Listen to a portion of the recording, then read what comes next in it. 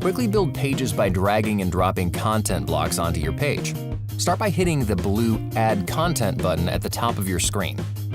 A drawer with pre-designed content blocks will open up from the left.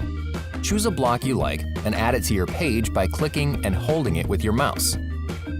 Drag the block onto your page to the spot where you want it and release your mouse button to drop it in place. A page can consist of as many blocks as you like.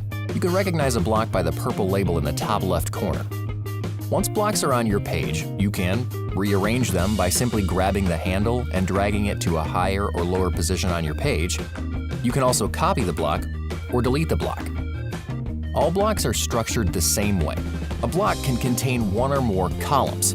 Columns are indicated by an orange label in the top right corner. Each of these columns can contain multiple content elements, such as titles, text paragraphs, videos, or images. Now you know the basics when it comes to working with blocks.